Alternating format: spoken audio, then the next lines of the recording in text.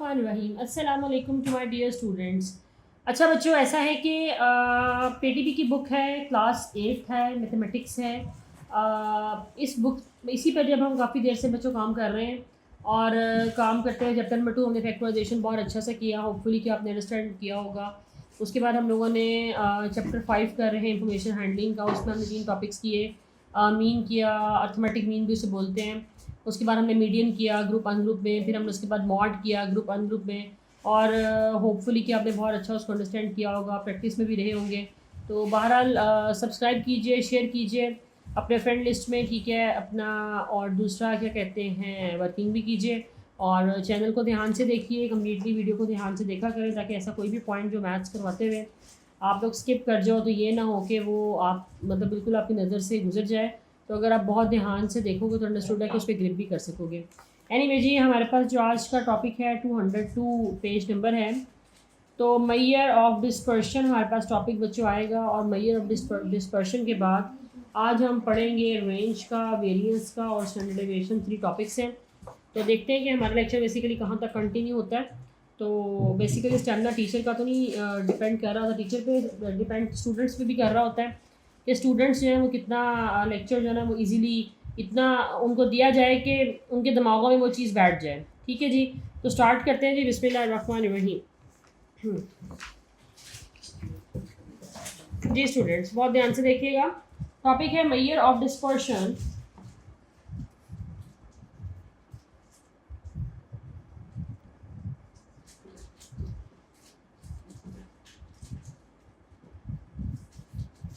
Maihar of dispersion, ठीक है बच्चों, ये हमारा आज का टॉपिक है। किसी भी चीज़ को मैयर जब हम करते हैं, ठीक है, तो हम उसको ज़ाहिरी बात है सेपरेट करते हैं। ये देखिएगा आप प्लीज़ डेफिनेशन मेरे साथ बहुत ध्यान से। The measure that is use to describe the separateness of data. या हम ये भी कह सकते हैं कि जब हम डेटा को वेरिएट करते हैं अराउंड द सेंट्रल टेंडेंसी को, तो that is known as a central, that is known as a measure of dispersion. ठीक है, मतलब ये कहने का है कि आपने क्या कहते हैं, इसमें हमारे पास 3 आगे टाइप्स आ जाएंगी बच्चों। नंबर 1 हमारे पास आ जाएगी रेंज।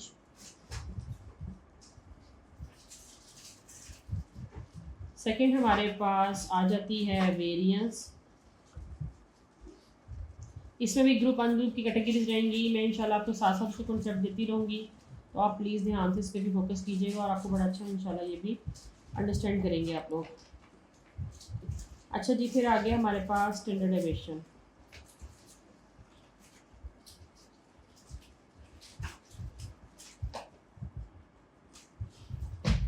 ठीक है बच्चों, इसको हम लोग ना S.D से भी जान लेते हैं कि ये बेसिकली स्टैंडर्ड डेविएशन का एब्रीविएशन ऑफ S.D। ठीक है, S.D की स्टैंडर्ड S.D जो है वो एब्रीविएशन है, ठीक है इसका।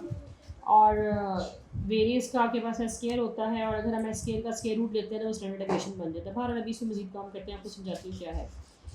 तो याद रखिएगा कि मैयर ऑफ डिस्पर्शन में 3 कैटेगरीज आगे आ जाती हैं बच्चों। रेंज है, वेरियंस है। First one is a range variance and third one is a standard deviation. तो किसी भी चीज़ को जब आपने मैयर करना होता है, ठीक है, variation around a central value, ठीक है, that is known as a measure of dispersion. तो सबसे पहले तो हम देखते हैं हमारे पास रेंज क्या होती है। व्हाट इज अ रेंज, के रेंज हमारे पास होती क्या है। रेंज बोलते हैं the difference between the highest value and the smallest value. ठीक है, मतलब ये है कि डेटा में, अनग्रुप डेटा में आपने क्या लेना है, डिफरेंस लेना है between the highest value and the smallest value. और उस डिफरेंस को जब हम मतलब ले लेते हैं, अटैम्प्ट कर लेते हैं, तो this is known as a range. ठीक है, तो बच्चों मैं इसकी डेफिनेशन वैसे लिखवा भी देती हूँ कि रेंज की डेफिनेशन 2 मार्क्स की शॉर्ट में आप लोगों को आती है। तो बहुत ध्यान से इस पर फोकस कीजिएगा, ठीक है, और अंडरस्टैंड भी कीजिएगा। मुझे उम्मीद है कि आप इसको अंडरस्टैंड करेंगे तो आपके लिए इतना मुश्किल नहीं रहेगा। बहुत इजी डेफिनेशन है बच्चे। Range is the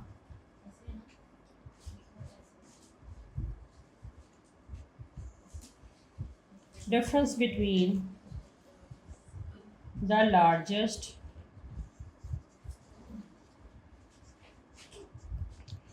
and the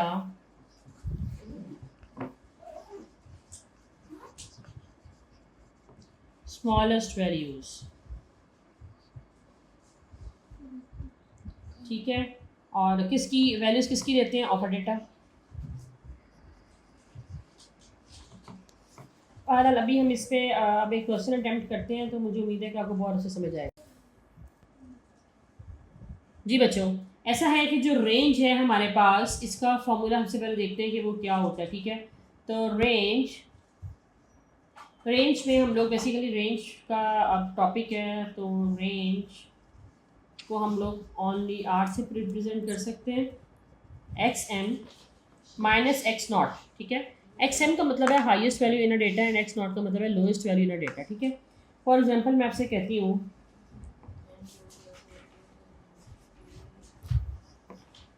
कि मेरे पास डेटा है 25, लेट कर लेते हैं 35, 89, 63, 72 और 82 कर लेते हैं। ठीक है जी, ये मेरे पास ना डेटा गिवन है। तो सबसे पहले हम क्या निकालेंगे, एक्स एम निकालेंगे और उसमें हम लोग इसके बाद एक्स नॉट निकालेंगे। एक्स एम का मतलब मैंने आपको बताया हाईएस्ट वैल्यू इन डेटा, सबसे ज़्यादा हाईएस्ट वैल्यू कौन सी, 82, 25, 35, 89, तो 89 बेटा इसमें हाईएस्ट है। एक्स नॉट में आ गया लोएस्ट कौन, सबसे छोटी टर्म इसमें से कौन सी, दिस इज अ 25। तो रेंज आपके पास क्या होती है, X M minus X naught. देखिए बच्चों, एक्स एम क्या है 89 माइनस एक्स नॉट। जब हम 89 में से 25 को माइनस करेंगे तो आंसर आ गया 64। तो हमारे पास जो रेंज है वो इसकी ये आ गई है। ठीक है, बहुत ध्यान से बार इसको अटैम्प्ट कीजिएगा, क्योंकि मुश्किल चीज़ नहीं है। तो जब बार बार प्रैक्टिस करेंगे तो आप आराम से इसको इंशाल्लाह कर सकेंगे। ठीक हो गया जी। स्टूडेंट्स प्लीज़ अपना अपना तवज्जो कीजिए इस पे, बोर्ड पे आपके पास ना पार्टिसिपेंट्स गिवन है। ठीक है, पी से इसको रिप्रेजेंट कर लेते हैं, पार्टिसिपेंट्स गिवन है और हम उसको क्या करते हैं कि इससे पी से ही रिप्रेजेंट कर लेते हैं। ठीक है, फॉर एग्जांपल 1, 2, 3, 4, 5, 6, 7, 8 और 9। अच्छा जी, हमारे पास जो इनकी एजेस गिवन है, ठीक है, वो क्या है, वो गिवन है कुछ इस तरह से 25, 36, 40, 33, 36 और 20, 25 और 35। मुझे 9 नहीं है, 8 ही है। ठीक है, सॉरी मैं बाई चांस एक ने एक्स्ट्रा कर गई। ठीक है, यहाँ तक क्लियर हो गया। अब हम लोग क्या करेंगे कि हम लोग ना इसका रेंज का फार्मूला लगाते हैं बच्चों। वो क्या होता है, X M minus X naught. तो बच्चे एक्स एम का मतलब है कि इस पूरे डेटा में सबसे ज़्यादा जो हाईएस्ट वैल्यू है वो कौन सी है, ज़रा चेक कीजिए आप लोग मेरे साथ। 25 है, 36 है, 40, 33, 36, 20, 25, 35। तो 25 is the highest value in a data, it means X M क्या आ गया आपके पास 40। X naught is the lowest value in a data. ठीक है, तो आपने देखना है कि इस पूरे डेटा में सबसे ज़्यादा जो लोएस्ट वैल्यू है वो कौन सी है। तो आप बहुत तवज्जो से देखें, इसमें आपके पास 25, 20, 20 है बच्चे।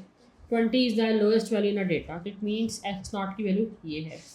तो आपके पास जो रेंज आ जाएगा वो क्या आएगा, 40 में से 20 माइनस करें तो 20 इज़ योर आंसर। होपफुली कि आपने प्रॉपरली इसको अंडरस्टैंड किया होगा। Is a measure of variability.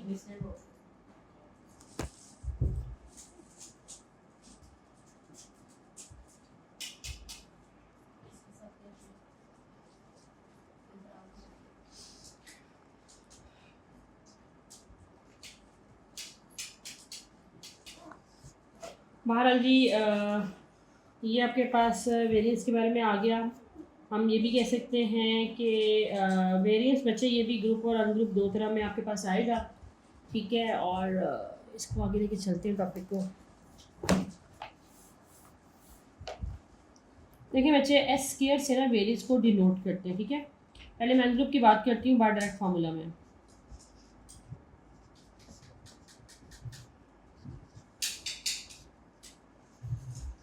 बेटा ये अनग्रुप है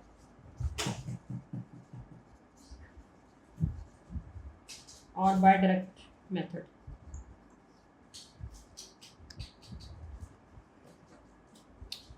सॉरी,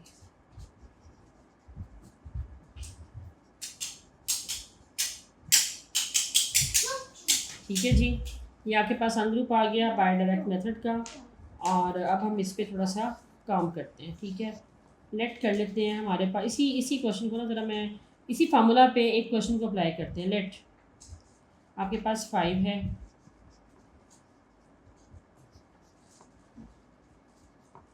ठीक है, ये आपके पास में वैल्यूज़ गिवन है और ये कहा गया कि फाइंड द वेरिएंस। तो बच्चे बड़ा ही आसान है, कोई इसमें इशू है ही नहीं। एक्स आपके पास सारा एक तरह से ये गिवन है, इसी का एक्स स्क्वायर बना लेते हैं। एक्स क्या है, 5 7 8 11 6 9 और 10। 5 का स्क्वायर क्या आएगा, 5 5 ज़ा 25, 7 7 ज़ा 49, 8 8 ज़ा 64, 11 मल्टीप्लाई 11 121, 6 6 ज़ा 36, 9 9 ज़ा 81 एंड 10 मल्टीप्लाई 10 100। ठीक है, अब सम ऑफ एक्स ले लीजिए बच्चों and sum of x square ले लीजिए। तो सम ऑफ एक्स जब हम लेंगे तो this is equal to 56। Now आप कैलकुलेटर उठाइए, इस पूरे कॉलम को ऐड कीजिए तो this is equal to 56 now. ठीक है, सम ऑफ एक्स स्क्वायर जब हम लेते हैं तो आपके पास ये वाला पूरा कॉलम जो एक्स स्क्वायर के बच्चे ये आ जाएगा और जब ये आ जाएगा तो इसकी कुछ फॉर्म इस तरह से बनेगी कि दिस इज़ इक्वल टू 476। ठीक है, और कोई इतना मुश्किल नहीं है। ठीक है, जस्ट मैंने अभी इस फार्मूला को अप्लाई करना है, मगर मैं इतने पोर्शन को ना रहने दूँगी और बाकी बोर्ड सारा मैं रेज करूँगी, फिर मैं आपको बताऊँगी कि मैंने किस तरह से इस फार्मूले पे इस सारे डेटा की कैलकुलेशंस को अप्लाई करना है। ठीक है, ये फार्मूला है, सम ऑफ एक्स कितना था 56। ठीक है, तो जहाँ मेरे पास सम ऑफ एक्स था वहाँ मैंने 56 लिख दिया। एन का मतलब ये है how many values are here, 1 2 3 4 5 6 7। तो टोटल बच्चों हमारे पास जो ये वैल्यूज हैं दे आर 7। ठीक है, तो जहाँ जहाँ एन है वहाँ पे हम 7 को अप्लाई कर देंगे। ठीक है, सम ऑफ एक्स स्क्वायर कितना है हमारे पास 476 और 7 पे डिवाइड कर दीजिए। बच्चे एक बात हमेशा याद रखिएगा, आपने कभी भी 56 का स्क्वायर पहले नहीं लेना। आपने पहले ब्रैकेट के अंदर जो भी मौजूदा डेटा उसको आपने सॉर्ट आउट करना है, सॉल्व कीजिए, देन आप उसका स्क्वायर जो है बाद में अप्लाई करेंगे। ठीक है, पहले तो 476 को 7 पे डिवाइड कीजिए, 476 को हमने 7 पे डिवाइड किया तो हमारे पास आता है 68। ठीक है, 56 को 7 पे करेंगे तो 8 आ जाएगा और 8 का स्क्वायर अब हम नेक्स्ट स्टेप में लेंगे। 8 8 ज़ा 64, तो 68 माइनस 64 करेंगे तो दिस इज़ इक्वल टू 4। कितना आसान है बच्चों ये। ठीक है, तो बात वही है कि मैथ्स प्रैक्टिस मांगता है, तवज्जो मांगता है आप लोग कि अगर आप इस पर तवज्जो की करेंगे तो मेरा नहीं ख्याल कि ये कोई बड़ी कोई मुश्किल चीज़ है। बस कुछ लोग होते हैं जो थोड़ा सा भागते हैं इस सब्जेक्ट से कि शायद इसमें स्कोर करना मुश्किल है, इसको अंडरस्टैंड करना मुश्किल है, लेकिन practice makes a man perfect. ठीक है, अपने हाथों को चलाइए, अपने सेंसेस पूरी रखिए।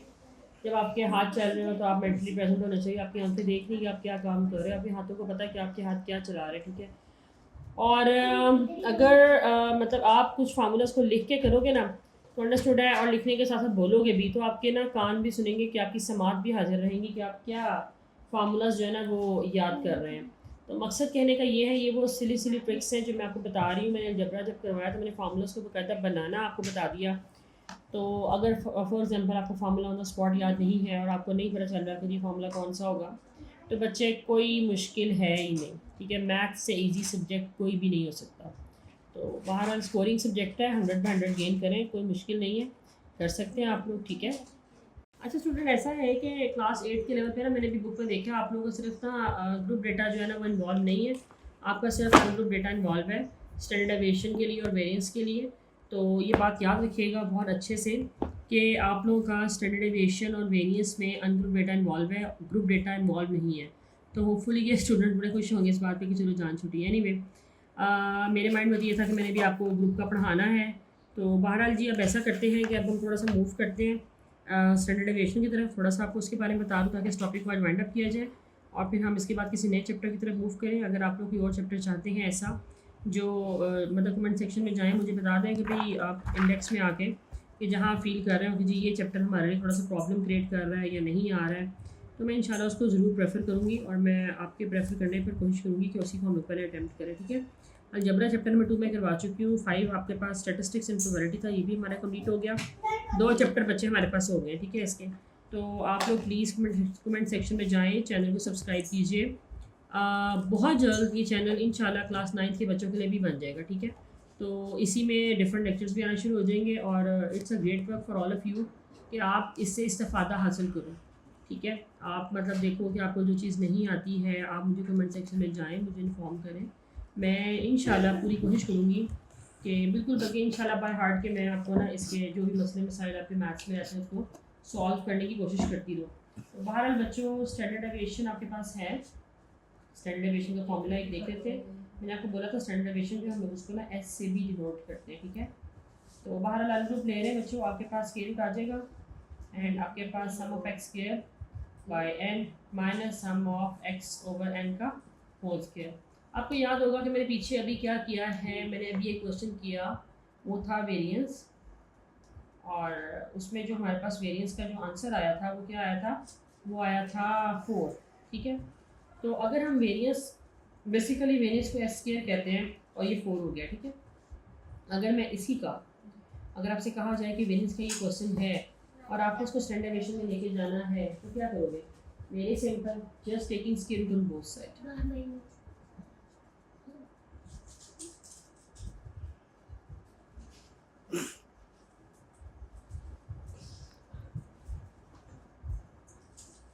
बच्चों मैंने क्या किया, मैंने taking square root on both side लिखा, तो S square is equal to 4, तो एस इज इक्वल टू क्या आ जाएगा, 2 आ जाएगा ना। तो कितना आसान तो यहीं से हो गया है। अदरवाइज सिंपल वही कैलकुलेशंस करनी है, जो भी आंसर आएगा उसका एट द एंड आपने ऐसे ही स्क्वायर रूट ले लेना है। This is the required answer of the standard deviation, ठीक है।